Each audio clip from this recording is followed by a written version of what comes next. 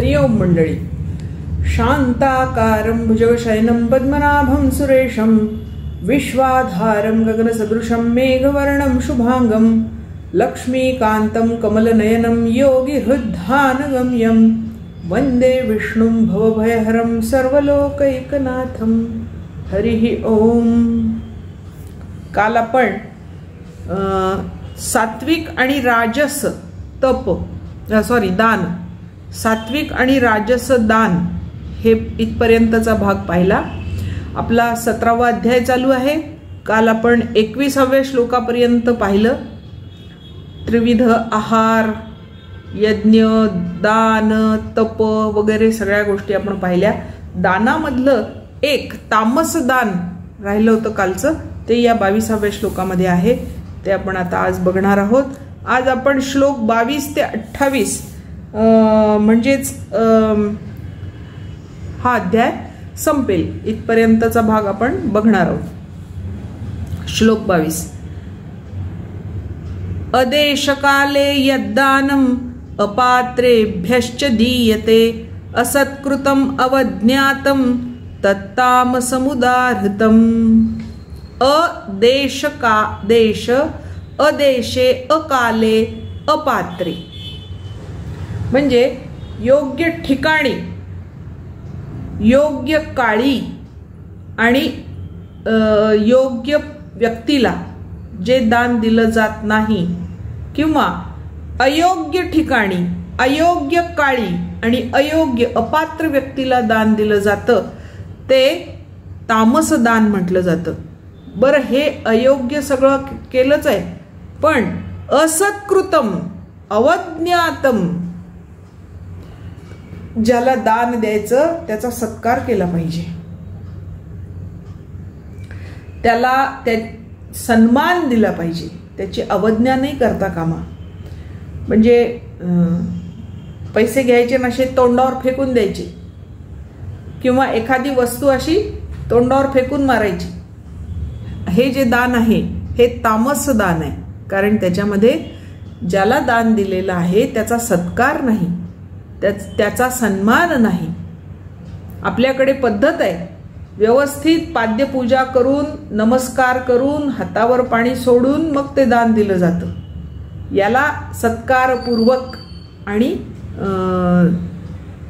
सन्मानपूर्वक दान देणं म्हणतात. मात्र जे दान सत्कारपूर्वक दिलं जात नाही, सन्मानपूर्वक दिलं जात नाही, अयोग्य ठिकाणी, अयोग्य काळी आणि अयोग्य व्यक्तीला दिलं जातं, त्या दानाला तामस दान असं म्हणतात. आता तिरस्कारपूर्वक अयोग्य काळी आणि कुपात्री दान देऊ नये, हे आपण आता लक्षात ठेवायचं इथून पुढे. आणि अदेश काले चा अर्थ इथे त्यांनी छान दिलाय. अभक्ष भक्षण करणाऱ्याला, अपेय पान करणाऱ्याला, चोरी करणाऱ्याला, नीच कर्म करणाऱ्यांना दान देऊ नये, असं स्पष्ट या अदेश कालेमध्ये सांगितलेलं आहे. तुमच्याकडून पैसे घेऊन जर तो दारू पिणार असेल तर अशाला दान देऊ नये. तुमच्याकडून पैसे घेऊन तो अभक्ष भक्षण करणार असेल, काही त्या पैशातून तो नीच कर्म करणार असेल, तर अशा व्यक्तीला दान देऊ नये. अशा ठिकाणी, अशा काळी आणि अशा व्यक्तीला दान देऊ नये. अशा व्यक्तीला जर दान दिलं तर त्याला तामस दान म्हणतात. आणि दान देताना ते जर सत्कारपूर्वक दिलं नाही, सन्मानपूर्वक दिलं नाही, तर ते सुद्धा तामस दान म्हटलं जातं. आता हे त्रिविध दान आपण पाहिले. आता पुढचे जे श्लोक आहेत ते सगळ्यात महत्वाचे आहेत. कोणतंही काम करताना भगवंत आपल्या सोबत असावा, भगवंताचं अधिष्ठान असावं असं म्हणतात. कोणत्याही कामाला सुरुवात करताना त्या कार्याला भगवंताचं अधिष्ठान असावं, अशी आपल्याकडे एक रूढी, परंपरा, मनोवृत्ती आहे भारतीयांची. आणि ते नेमकं काय आहे हे आता पुढच्या श्लोकांमध्ये आपल्याला बघायचं आहे. तर श्लोक 23 पासून 28 पर्यंत हा भाग आपल्याला बघायचा आहे. आपण अध्यायाच्या शेवटी नेहमी त्याचा उच्चार करतो. अध्याय संपला, ओम तत्सदिति श्रीमद्भगवद्गीतासु उपनिषत्सु ब्रह्मविद्यायां योगशास्त्रे श्रीकृष्णार्जुन संवादे, मग अमुक अमुक योगो नाम, आणि मग तो जो कोणता अध्याय असेल तो संपला की त्याचा उच्चार आपण करतो. सुरुवात करतो ओम तत्सत या 3 शब्दांनी. त्या ओम तत्सतचा अर्थ या पुढच्या 6 श्लोकांमध्ये आपल्याला सांगितलेला आहे. तो आता बघायचा आहे आपल्याला. 6 श्लोकांमध्ये फक्त ओम तत् सत या 3चा अर्थ सांगितलेला आहे किंवा त्याचा विनियोग सांगितलेला आहे. अर्थ तर सांगितलेलाच आहे, पण मग त्याचा उपयोग कुठे कुठे करायचा, तसाच का करायचा, त्याचा नेमका अर्थ काय हे याच्यामध्ये समजावून सांगितलेलं आहे. ते आता आपण बघूया. ओम तत्सतचा महिमा किंवा ब्रह्म सुद्धा त्रिविध आहे हे सांगायचा प्रयत्न इथे केलेला आहे. ओम, तत् आणि सत असा 3 प्रकारचं ब्रह्म आहे किंवा परमात्मा आहे. परमतत्व असं 3 प्रकारचं आहे, त्रिविध आहे. ओम, तत् आणि सत. बघूया. ओम तत्सदिति निर्देशो ब्रह्मणस्त्रिविध स्मृतः ब्राह्मणास्तेन वेदाश्च यज्ञाश्च विहितः पुरा. ओम तत्सदिति निर्देशः. ओम तत्सत या शब्दाने निर्देश होतो किंवा दाखविला जातो किंवा ते त्याचं नाव आहे. तज्जपस तदर्थ भावनम. प्रणव हे त्याचं नाव आहे, ओंकार हे त्याचं नाव आहे. त्याचा अर्थ जाणून त्याचा जप करावा असं योगशास्त्र आम्हाला सांगतं. मग ओम तत्सद इति निर्देश हा ओम तत्सद इति असं ज्याचं नाव आहे, असा जो ज्याचा निर्देश केला जातो ते ब्रह्मण हा त्रिविधा स्मृत. ते ब्रह्म 3 प्रकारचं समजलं जातं, मानलं जातं. लोक त्याला 3 प्रकारचं मानतात. आणि त्या ब्रह्मानी, त्या परमतत्वानी सर्वप्रथम ब्राह्मणास्तेन वेदाश्च यज्ञाश्च विहितः पुरः. विहितः निर्माण केले. त्यांनी सुरुवातीला पूर्वी 3 गोष्टी निर्माण केल्या. 1 ब्राह्मणांची निर्मिती केली, दुसरी वेदांची निर्मिती केली, तिसरी यज्ञाची निर्मिती केली. आता काय यांची निर्मिती का केली तर ते पुढे पुढे त्यांनी प्रत्येक शब्दाचं जेव्हा विवरण केलेलं आहे तेव्हा आपण बघूया. तर 23व्या श्लोकामध्ये एवढंच त्यांनी सांगितले. काय केलंय? ओम तत्सत अशी ब्रह्माची 3 नावे आहे सांगितली जातात. त्यापासून सृष्टीच्या आरंभी ब्राह्मण, वेद आणि यज्ञ इत्यादींची रचना त्यांनी केली. 24वा श्लोक. तस्माद ओम इति उदाहृत्य यज्ञ तप क्रियाः प्रवर्तन्ते विधानोक्ताः सततं ब्रह्मवादिनां. म्हणून ब्रह्मवादीन म्हणजे ब्रह्म जाणणारे, वेदमंत्रांचा उच्चार करणारे जे लोक आहेत, प्रवर्तन्ते सततम, ते हे करण्यास उद्युक्त असतात नेहमी. कसे? ओम इति उदाहृत्य, ओमचाच उच्चार करून यज्ञ दान तपक्रिया प्रवर्तन्ते. यज्ञ, दान आणि तप या क्रिया सुरू करतात. म्हणजे या क्रिया सुरू करण्याच्या आधी, त्याचा प्रारंभ करण्याच्या आधी ओम असं म्हणतात. विधानोक्तः सततम ब्रह्मवादिनाम. हे श्रेष्ठ पुरुषांच्या शास्त्रांनी सांगितलेलं आहे. म्हणजे वेद जाणणाऱ्या लोकांनी जी शास्त्र निर्माण केली आहेत त्या शास्त्रांमध्ये हे सांगितलेलं आहे की कोणत्याही कार्याला सुरुवात करण्यापूर्वी ओमचा उच्चार करावा. आणि तसा हे वैदिक लोक करतात. कोणत्याही यज्ञ, दान, तपरूपी क्रियांची सुरुवात ते ओमचा उच्चार करूनच करतात. आता हे झालं ओम बद्दल, म्हणजे 23 आणि 24व्या श्लोकामध्ये ओम काय आहे याच्याबद्दल सांगितलं. आता 25व्या श्लोकामध्ये तत् हे काय आहे ते सांगितलं. तत् इति अनभिसंधाय फलम यज्ञतपः क्रियाः दान क्रियाश्च विविधाः क्रियन्ते मोक्षकांक्षिभिः. तत् या नावाने ओळखल्या जाणाऱ्या परमात्म्याचेच हे सर्व आहे. तत् इति अभिसंधाय फलम यज्ञतपः क्रियाः. या भावनेने फळाची इच्छा न करता विविध प्रकारच्या यज्ञ तप दान स्वरूप क्रिया मोक्षाची इच्छा करणाऱ्या लोकांकडून केल्या जातात.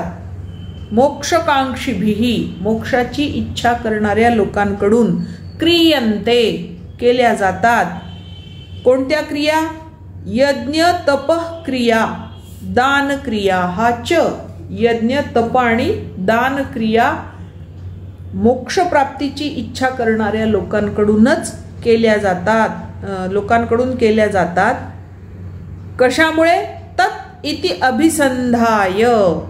तत् या नावाने ओळखल्या जाणाऱ्या परमात्म्याचंच हे सगळं आहे असा विचार करून, अशी निष्ठा ठेवून, अशी श्रद्धा ठेवून ते लोक हे या सगळ्या क्रिया करतात. आता आपल्या लक्षात येतं की 17व्या अध्यायामध्ये सुरुवातीपासून त्रिविध आहार, त्रिविध तप, त्रिविध यज्ञ, त्रिविध दान वगैरे का सांगितलं, तर त्याचा संदर्भ इथे आहे.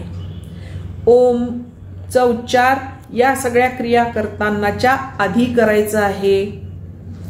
तत्चा उच्चार या सगळ्या क्रिया करत असताना करायचा आहे. आणि जे मोक्षाची इच्छा करतात असे लोक ते असाच त्याचा विनियोग करतात. आता सत, ओम झालं, तत् झालं, आता सत. 26व्या श्लोकामध्ये सतचं काय ते सांगितलेलं आहे. सद्भावे साधुभावे च सदिति एतत् प्रयुज्यते प्रशस्ते कर्माणि तदा सत्शब्दः पार्थ उच्यते. तदा सत्शब्दः पार्थ उच्यते. त्यावेळेस हे पार्था सत हा शब्द उच्चारला जातो. कोणत्या वेळेस? तर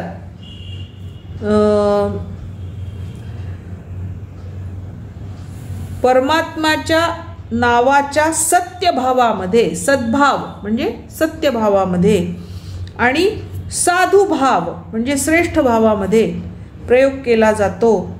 तसेच प्रशस्ते कर्माणी, उत्तम कर्मांमध्येही सत शब्दाचा उच्चार केला जातो. म्हणजे उत्तम कर्म असेल तर त्याला सत्कर्म म्हणलं जातं. त्याच्यानंतर भाव चांगला असेल तर त्याला सद्भाव म्हणलं जातं. साधू किंवा सद्भाव म्हणलं जातं. म्हणजे जिथे जिथे उत्तम आहे, चांगलं आहे, ते दाखवायचं आहे, सत्य आहे, श्रेष्ठ आहे, अशा ज्या गोष्टी जिथे जिथे दाखवायच्या असतात तिथे तिथे सत शब्दाचा प्रयोग केला जातो. करावा, कारण ते काय आहे? निर्देशः, भगवंताचं नाव आहे. ओम हे भगवंताचं नाव आहे. तत् हे भगवंताचं नाव आहे. त्या तत्वरूनच तत्वज्ञान हा शब्द तयार झाला.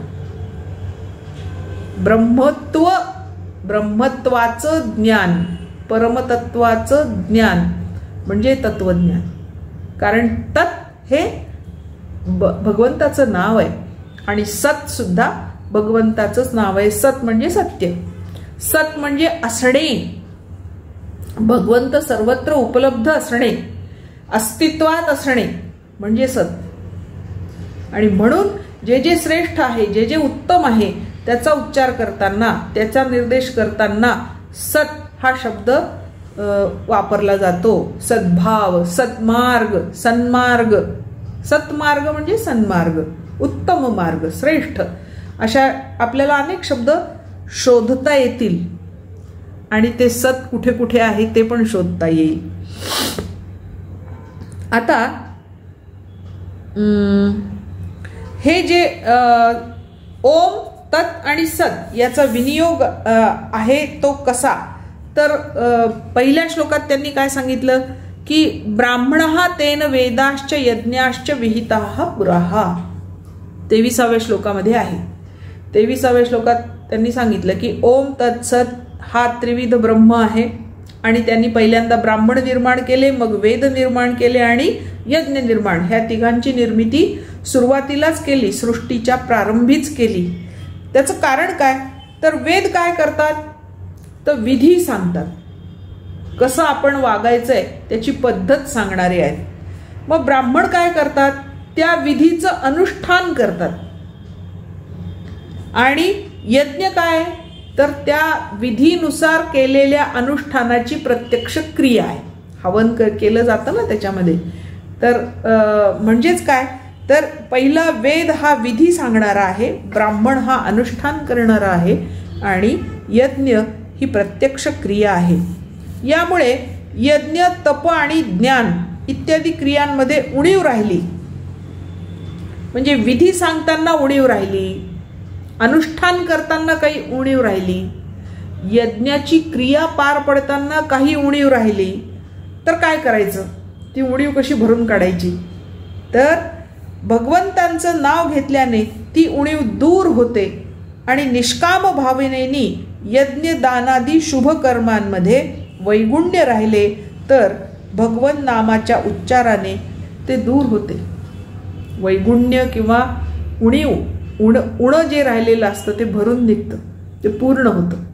आणि म्हणून कोणत्याही कामाच्या सुरुवातीला, मध्ये आणि शेवटी भगवंताचं नाव नक्की उच्चारावं, त्यामुळे कार्य उत्तम रीतीने पूर्णत्वाला जातं. आता ओम काय आहे, तर वैदिक लोक वेदपठण, यज्ञ, दान, तप आदी शास्त्रविहित क्रिया ओमच्या उच्चारणाद्वारेच करतात. म्हणजे त्याच्या आधी ओम असंच म्हणतात. तुम्ही पूर्वीची गुरुकुल पद्धत जर पाहिली तर गुरुकुलामध्ये कोणतीही गोष्ट शिकवण्यापूर्वी गुरु सुद्धा ओमनी सुरुवात करीत असत. आणि शिष्याला जर काही विचारायचं असलं तरी पण त्यांनी ओम म्हणायचंय, उत्तर द्यायचं असलं तरी पण आधी ओमचा उच्चार करायचा आहे. कारण काय, त्या शिकवण्या म्हणजे अध्यापनामध्ये, अध्ययनामध्ये, विचारण्यामध्ये कुठेही काहीही उणं राहिलं तर ते त्यामुळे पूर्णत्वाला जातं. ओम मधील 3 मात्रा अ, उ, म यांच्याद्वारे त्रिपदा गायत्री प्रकट झाली. म्हणून ऋक्साम, यजू या त्या गायत्रीपासूनच निर्माण झाली. म्हणून ही वेदत्रयी तिथूनच प्रकटली. म्हणून ओम हे सर्व वेदांचे आणि गायत्रीचे अधिष्ठान आहे, निर्मिती स्थान आहे. म्हणून ओंकाराचा उच्चार करावा. तत् काय आहे, नित्य निरंतर राहणाऱ्या तत्त्वाची अखंड स्मृती राहावी. भगवत भक्त सर्व कर्मांचा आरंभ तत्पद बोधक राम, कृष्ण, शिव, हरी इत्यादी नामांनी करतात. तत् म्हणजेच राम, तत् म्हणजेच कृष्ण, तत् म्हणजेच परब्रह्म, तत् म्हणजेच ब्रह्म, तत् म्हणजेच परमतत्व, परम आत्मा, हे सगळं तत्. आणि म्हणून त्याचा उच्चार केला पाहिजे कार्यारंभी. आणि सत काय आहे, परमात्म्याची सत्ता म्हणजे सत्यत्व म्हणजे अस्तित्व जे आहे त्याला सत म्हणतात. परमात्म्याची सगुण साकार आणि निर्गुण निराकार जेवढी रूपं आहेत ती सगळी सद्भावामध्ये येतात. त्या सगळ्यांना सद्भाव असं म्हटलं जातं. साधुभाव काय आहे, तर दया, क्षमा आणि शांती याला साधुभाव असं म्हणतात. सदाचार, सत्कर्म, सद्व्यवहार, सन्मती, सन्मार्ग, सद्वचन वगैरे वगैरे जिथे जिथे उत्तम श्रेष्ठ आहे तिथे सतचा वापर केला जातो.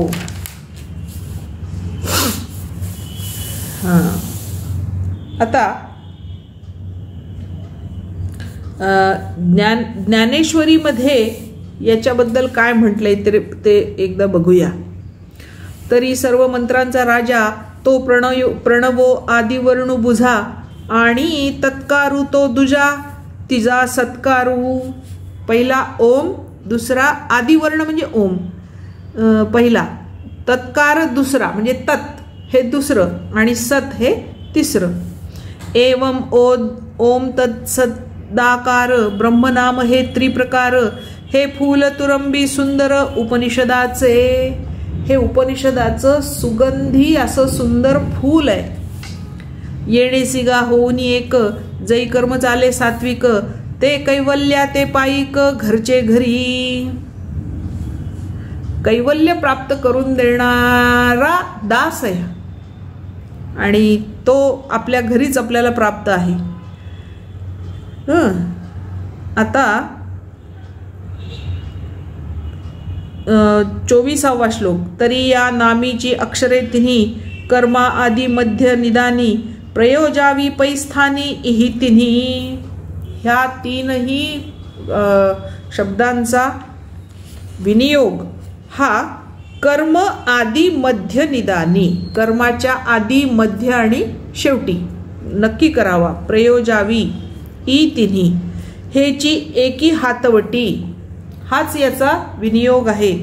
घेऊनी हन किरीटी आले ब्रह्मविद भेटी ब्रह्माची आहे. ही हातोटीच, ही युक्ती हातात घेऊनच ब्रह्मवादी लोक ब्रह्म्याला प्राप्त झाले.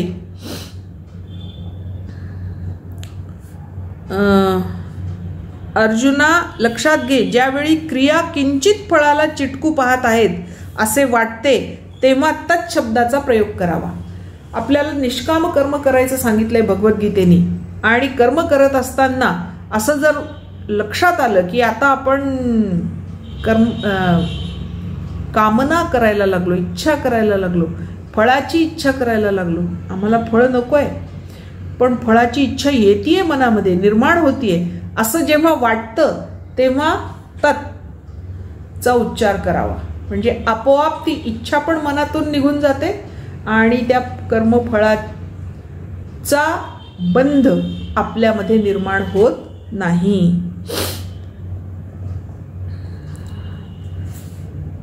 तरी सत्शब्दे येणे आटुनी असंताचे नाणे दाविजे अव्यंगवाणे सत्तेचे रूप. आता सत शब्दाने काय होतं तर असत निघून जातं, असतचा अभाव निर्माण होतो आणि निर्दोष सत्तेचं रूप आपल्याला दिसतं. म्हणजे भगवंताचं रूप आपल्याला अनुभवायला मिळतं. जे सत्तेची सत स्थळ काळानुरूप कधीच बदलत नाही, ते नित्य आत्मस्वरूपात अखंडपणे विलसत राहते. ओंकार तत्काराने जे कर्म ब्रह्मार्पण होते ते सर्व पक्व होऊन सद्रूप होते.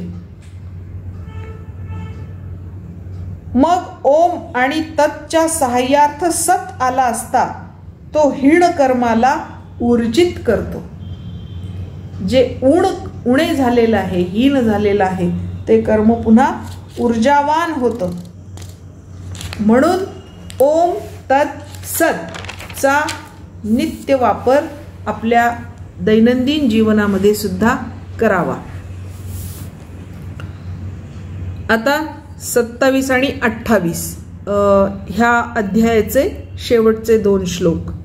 त्याच्यात काय म्हटलंय बघा. यज्ञो तपसि दानेच स्थिती सदिति चोच्यते कर्मचैव तदर्थीयम सदित्येव अभिधीयते.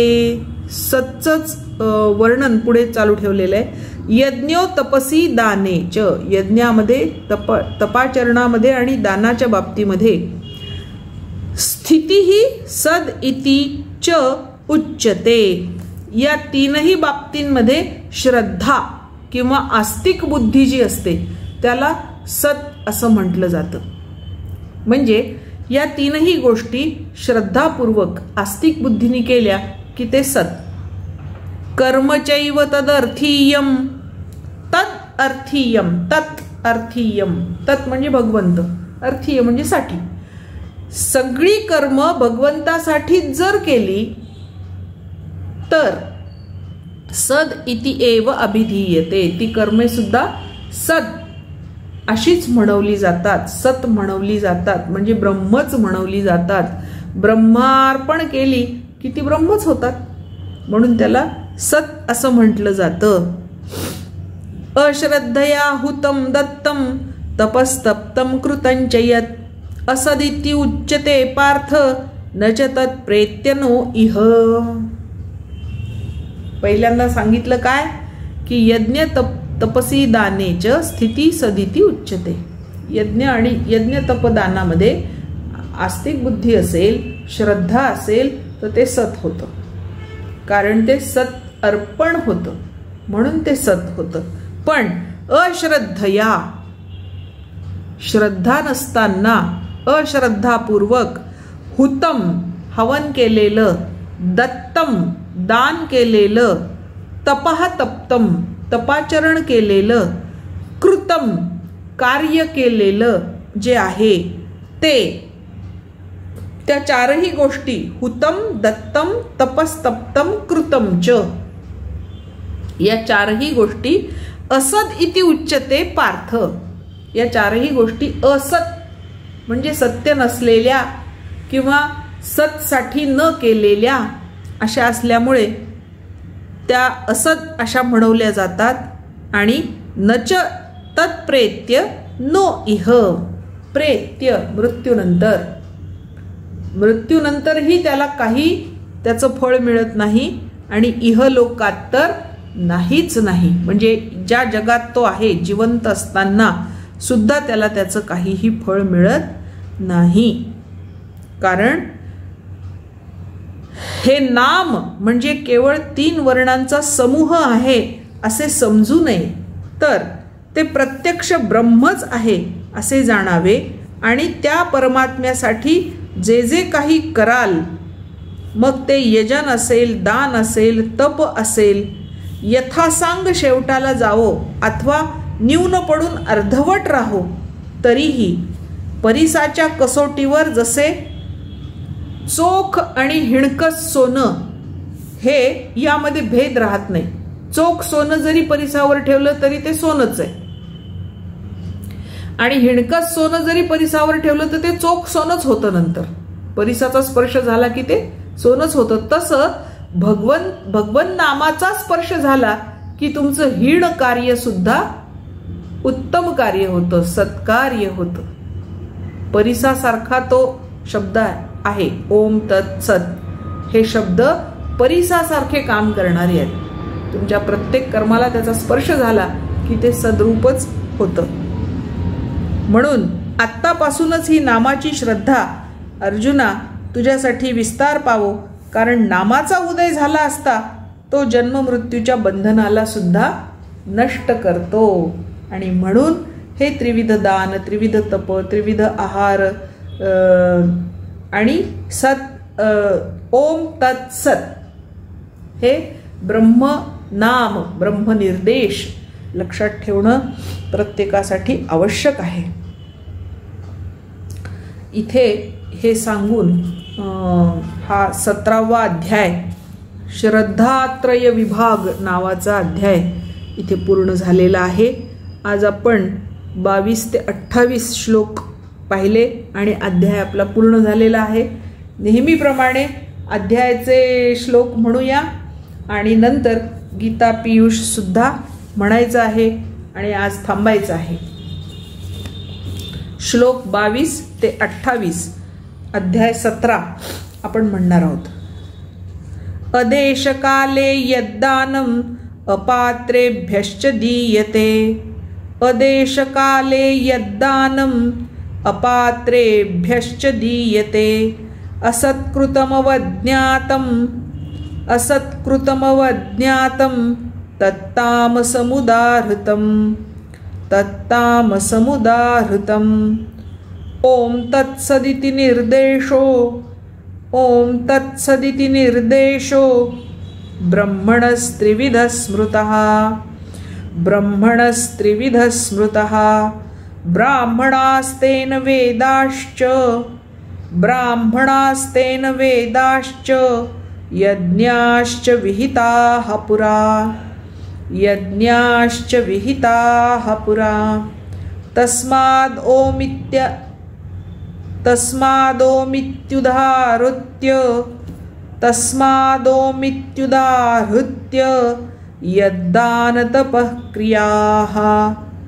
यज्ञदानतपःक्रियाः प्रवर्तन्ते विधानोक्ताः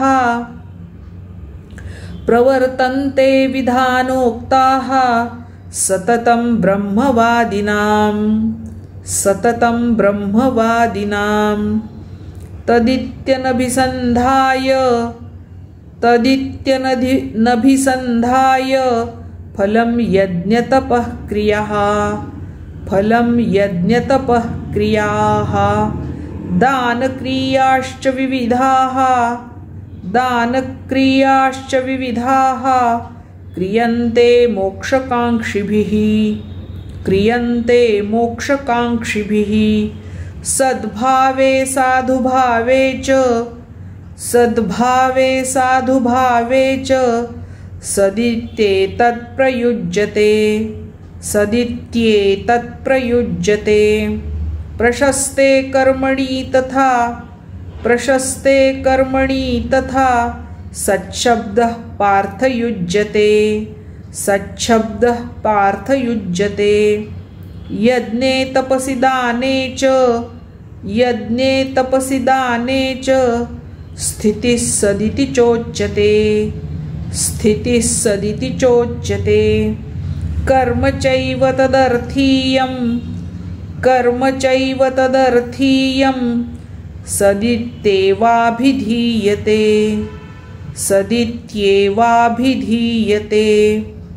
अश्रद्धया हुतं दत्तं तपस्तप्तं कृतं च यत्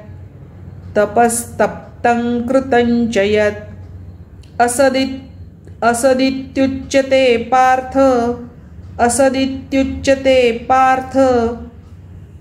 न च तत्प्रेत्य नो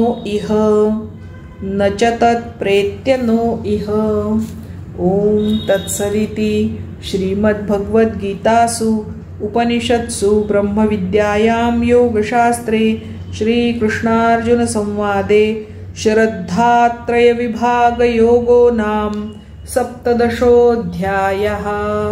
श्रीकृष्णार्पणमस्तु। हरिः ओम।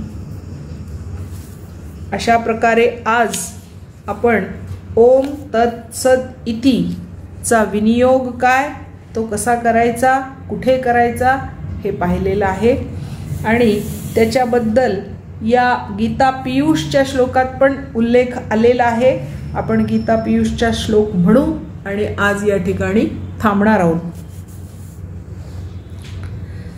सत्वरजस्तम तीन गुणांसह श्रद्धा तपमख दान असे त्रिविध अन्न ही निज बीजापरी आवडी त्यावरी दृढ बैसे उत्तम मध्यम अधम जाणही क्रमे तयातुनी सत्वधरी मग ओम तत्सत वदुनी धनंजया ब्रह्मसमर्पण कर्म करी। पुन्हा एकदा म्हणते बघा, बरोबर पूर्ण 17व्या अध्यायाचं सार त्या श्लोकात आलेलं आहे। सत्वरजस्तम तीन गुणांसह श्रद्धा तपमख दान असे त्रिविध अन्न ही निज बीजापरी आवडी त्यावरी दृढ बैसे उत्तम मध्यम अधम जाणही क्रमे तयातुनी सत्वधरी मग ओम तत्सत वदुनी धनंजय ब्रह्मसमर्पण कर्म करी। हरिः ओम। आज थांबूया, उद्या नवीन अध्यायाला सुरुवात।